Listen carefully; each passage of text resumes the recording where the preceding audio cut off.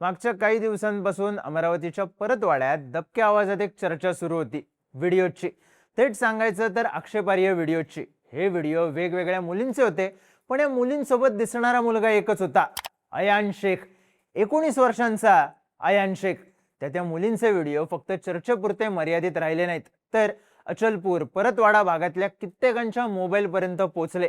या सगळ्या प्रकरणाच्या चर्चा वाढल्या. बदनामीच्या भीतीने मुलींनी घराबाहेर पडणं बंद केलं आणि भाजपच्या स्थानिक नेत्यांनी थेट पोलीस स्टेशन गाठत या प्रकरणात गुन्हा दाखल करण्याची मागणी केली.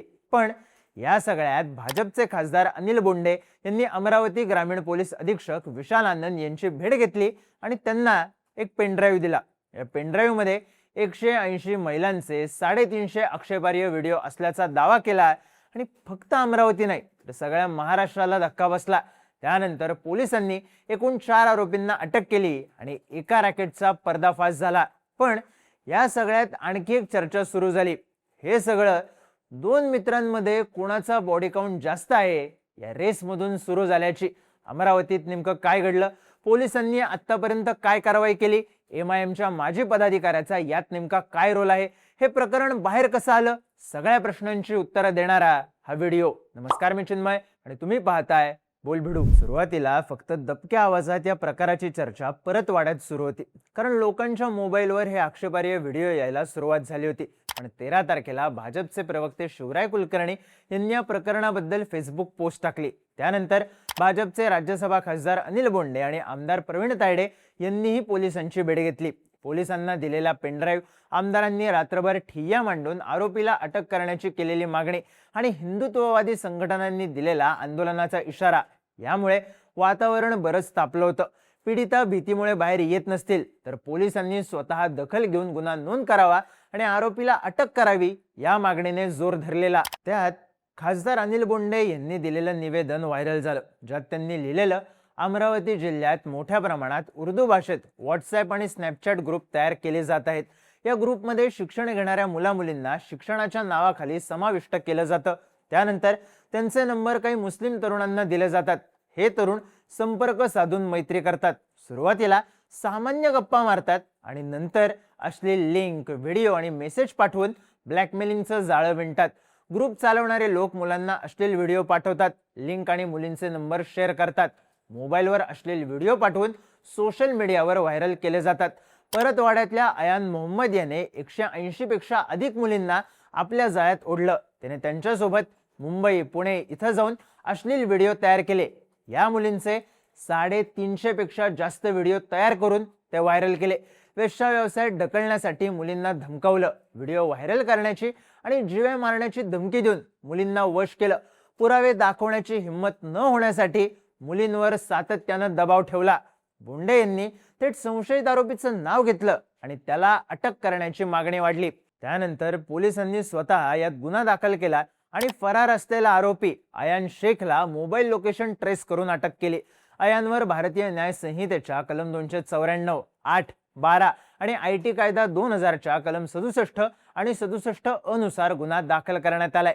पोलिसांनी अयानला अटक केल्यानंतर न्यायालयानं त्याला 7 दिवसांची पोलीस कोठडी सुनावली आणि सगळ्या अमरावतीमध्ये चर्चा सुरू झाली 19 वर्षांच्या शेख अयान शेख तन्वीरची. फक्त 19 वर्षांचा 11वी मध्ये शिकणारा हा पोरगा. पण हा मुलींना जाळ्यात कसा अडकवायचा हा प्रश्न प्रत्येकाला पडला. काही स्थानिक पत्रकारांनी पोलीस सूत्रांच्या हवाल्याने दिलेल्या माहितीनुसार या 2 मित्रांचा सहभाग महत्वाचा आहे. परतवाडा शहरातच राहणारे 2 मित्र, शेख अयान आणि उझैर खान इक्बाल खान, दोघंही एकाच वयाचे. साधारण वर्षभरापूर्वी अयान आणि उझैरमध्ये एक रेस लागली. बॉडी काउंट कोणाचा जास्त याची. मुलींना प्रेमाच्या जाळ्यात अडकवायचं, त्यांच्यासोबत अश्लील कृत्य करताना व्हिडिओ शूट करायचे आणि नंतर पुरावा म्हणून ते एकमेकांना दाखवायचे, अशी ही रेस. या दोघांसाठी ही रेस कॅज्युअल असली तरी अर्थातच तो संघटित गुन्हा होता. पण दोघांनाही त्याची फिकीर नव्हती. हे दोघं परतवाडा, अमरावती, अचलपूर आणि थेट नागपूर पर्यंतच्या अल्पवयीन आणि तरुण मुलींना इंस्टाग्राम आणि स्नॅपचॅट वरून मेसेज करायचे, ओळख वाढवायचे आणि प्रेमाच्या जाळ्यात ओढायचे. मग त्यांना भेटायला बोलवायचे. भेटायचं ठिकाण हेच ठरवायचे, चिखलदरा परिसरात असलेला त्यांच्या मित्राचा लॉज. याच लॉजवर त्या मुलींसोबत नको त्या अवस्थेत फोटो आणि व्हिडिओ शूट करायचे आणि एकमेकांना पाठवायचे. अशी चर्चा आहे. आता प्रश्न हा पडतो की त्यांच्या या मोडस ऑपरेंडीला बळी पडलेल्या मुलींची संख्या जास्त का आहे. तर आयान आणि उझैर एका मुलीसोबतचा व्हिडिओ शूट करून पुढच्या वेळेला तुझ्या मैत्रिणीला आण, नाहीतर तुझे व्हिडिओ व्हायरल करीन अशी धमकी द्यायचे.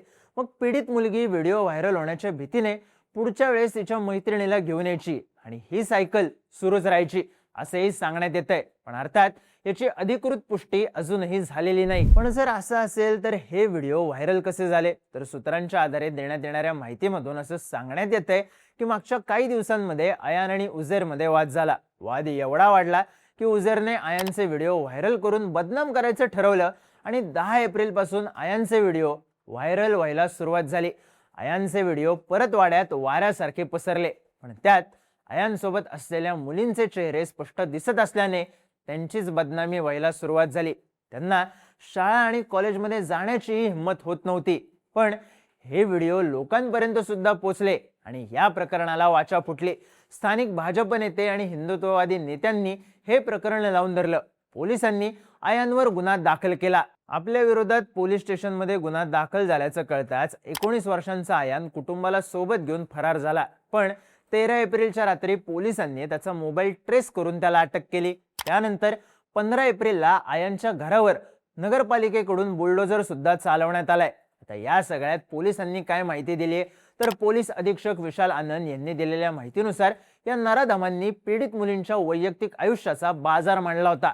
आतापर्यंत 18 आक्षेपार्ह व्हिडिओ आणि 39 फोटोग्राफ समोर आलेत.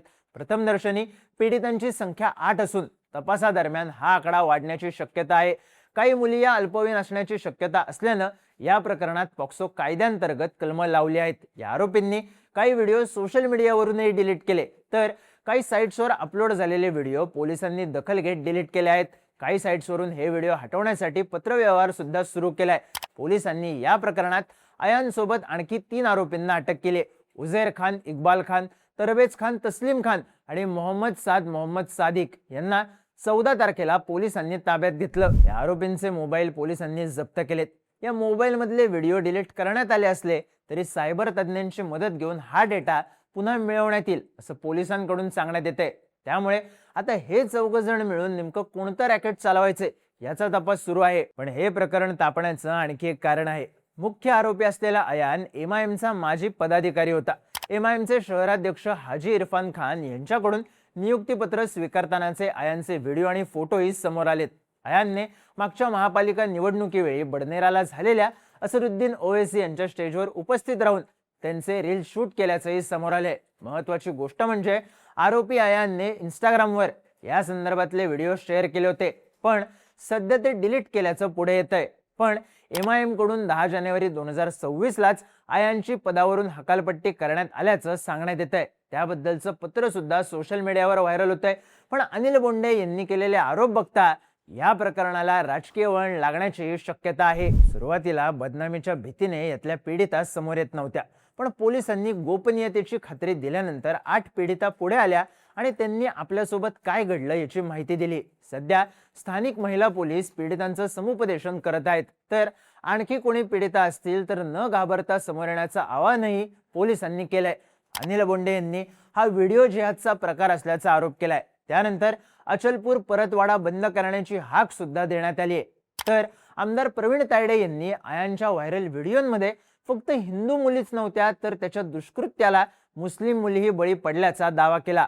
पण राज्य अल्पसंख्याक आयोगाचे अध्यक्ष प्यारे खान यांनी या अत्याचाराला मुस्लिम मुलीच बळी पडल्या आहेत असा दावा केलाय. त्यामुळे आता हा प्रकार खरंच 2 तरुणांमधल्या बॉडी काउंटच्या रेसमुळे सुरू झाला की या सगळ्या मागे वेगळंच रॅकेट ऍक्टिव्ह आहे, या प्रश्नाचं उत्तर पोलिसांच्या चौकशीतूनच मिळणार आहे. पण सध्या तरी अमरावतीमध्ये या व्हायरल व्हिडिओची चर्चा आहे आणि सोबतच प्रेम, शारीरिक संबंध आणि ब्लॅकमेलिंग या खतरनाक ट्रॅपची सुद्धा.